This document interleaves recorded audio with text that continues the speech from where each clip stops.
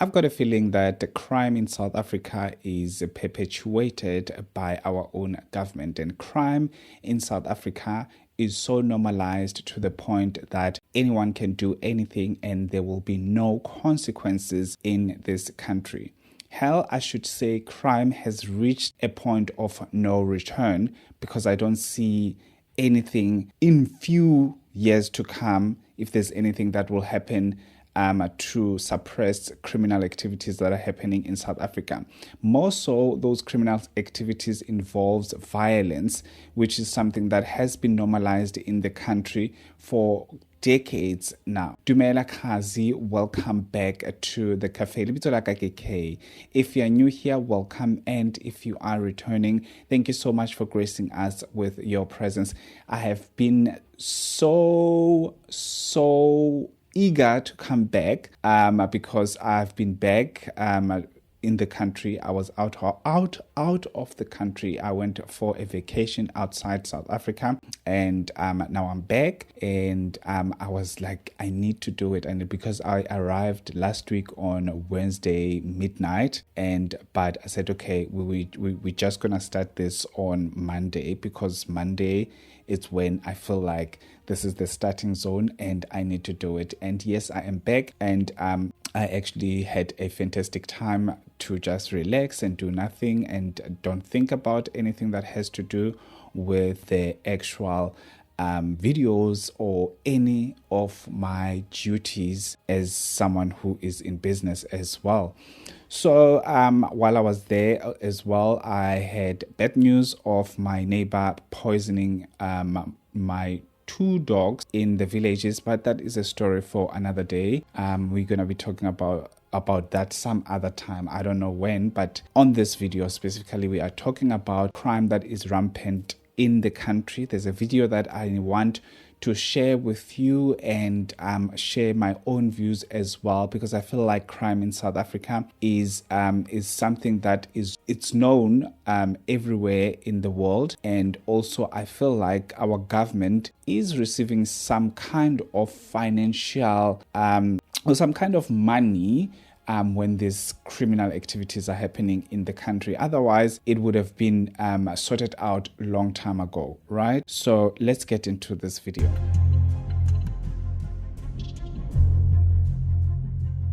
Anyway, that was a bit of a long introduction of this video.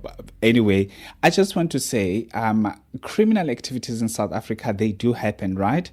And they've been happening for the past couple of years. For decades and decades, criminal activities have been happening in South Africa. But the most worrying criminal activities that are happening in the country, they involve guns, and also there's a lot of violence, and our death rate is so high.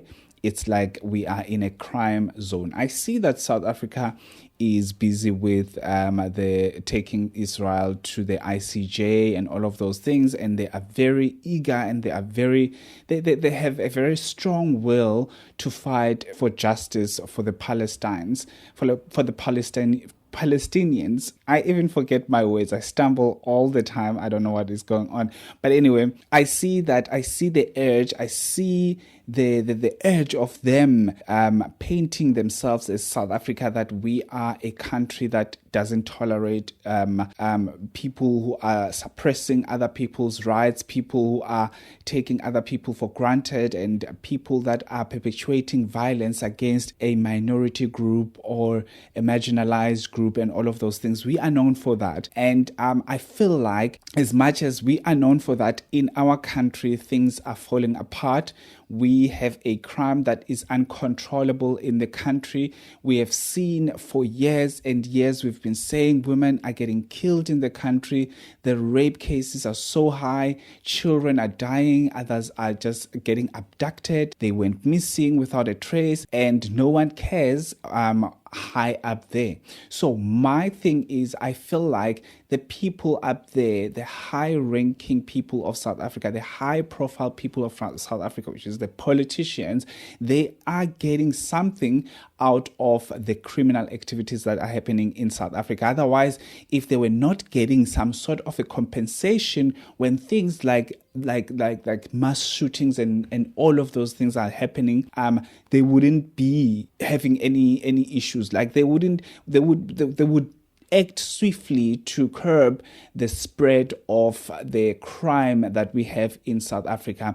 I feel like they have like these big companies, they own chunks of these big insurance companies, whereby when something like this is happening, there's payouts that are happening to the families or something like that, and there's this chunk of a bit of a cut that goes to these companies, and those companies that they might be associated with, they make a lot of money when someone dies, right? They make a lot of money. Yes, you get that money from your insurance and stuff like that, but that insurance made a huge amount of money before they gave you that money on your side. Sometimes you're actually getting a very small little amount of money compared to the money that they are getting on their side. That's why I'm saying the people, the high profile, the politicians in this country that are holding these strings, the people that are making these laws and all of those things in this country,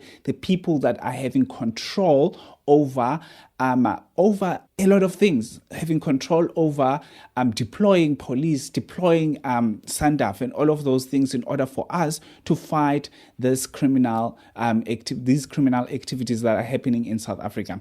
But I remembered 7 years ago, one of the very well-known people, one of the very well-known political party leader discharged a high-caliber gun in the middle of stadium during the people. The people were around, and he decided to discharge a high caliber gun, and it was all sorts of things. They were so happy. It was fun. So that means we are normalizing this behavior to the point that the people down here, like the normal people like us or our children, are learning from these people that we see on television, because there are no consequences. I can tell you right now, 7 years later, Julius Malema, who was seen discharging a high caliber gun, is still yet to see or to dance the music of the legal actions, which I don't think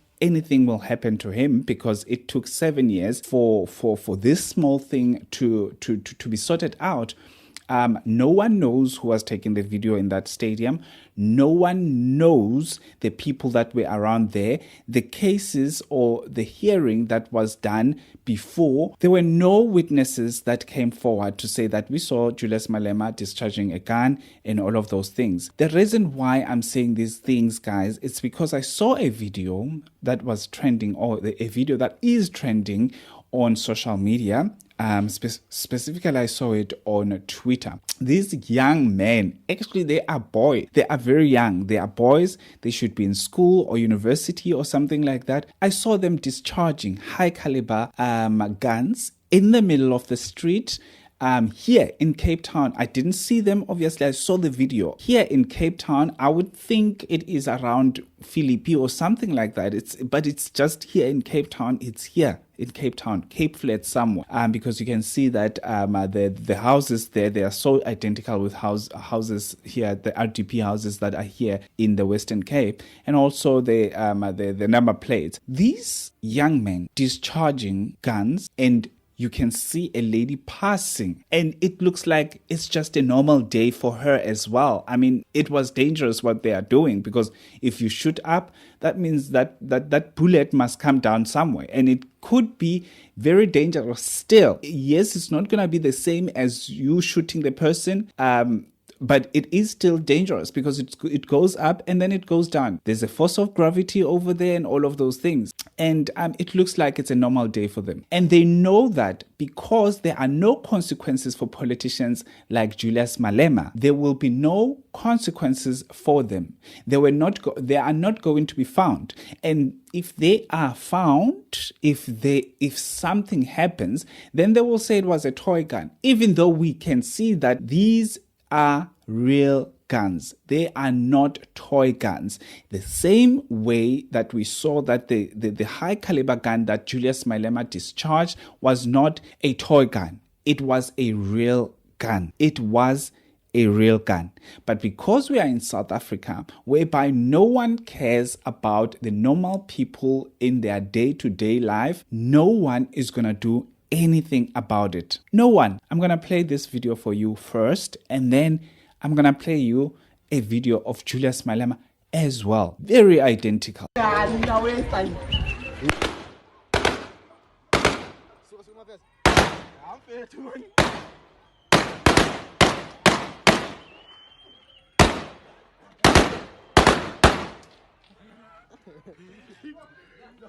So tell me, can you tell me if these boys, what are they doing with such guns and how did they get these guns? If you think that the government is really doing something about criminal activities in South Africa, violent criminal activities, unlicensed guns, if you think they are doing that, do you think there will be anyone who's filming such things? There will be anyone who's discharging guns in the middle of a road, and there won't be anyone who is actually doing something about it? Because obviously, probably the residents of this area, they are scared of going to the police, because we all know that the police, they can be dangerous to the people of South Africa. Look at this Julius Malema video, if you don't remember it.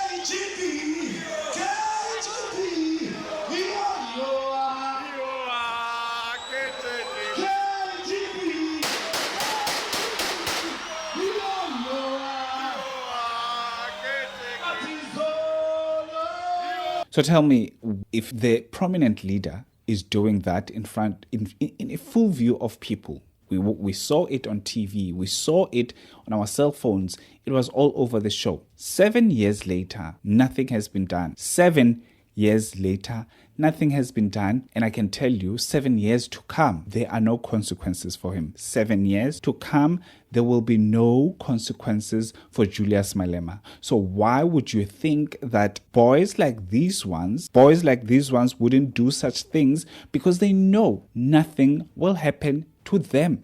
That's how it goes in South Africa. And I just want to say, I don't want to say this one, but I'm gonna say it anyway. If this was a white politician doing this, that person would have been behind bars. If these boys were white doing this in the middle of the road, they will be found in no time and they will be arrested. But because they are black, it's going to take forever, or they are not going to be found. Julius Malema is black. There is nothing that will be done to Julius Malema because he's black.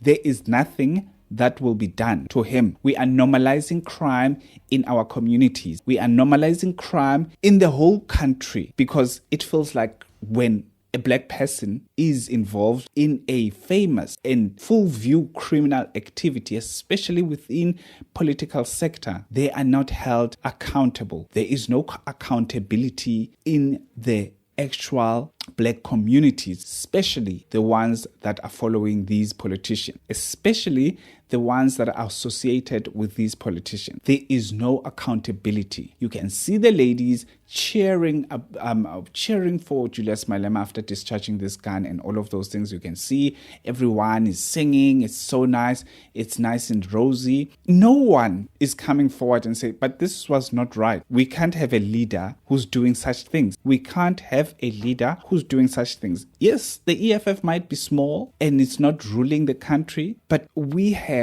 kids that are still growing up. And if we're normalizing such behavior, things like these boys, everything that they are doing, whether we know it or we don't know it, including the discharging of the guns, we will see it often in South Africa, because it is normalized. That's what I'm gonna say. If you like these conversations, if you like conversations like this and anything that has to do with geopolitics as well as current affairs and crime that is happening in this country, please do make sure you don't leave without subscribing. Please do like this video. It helps a lot.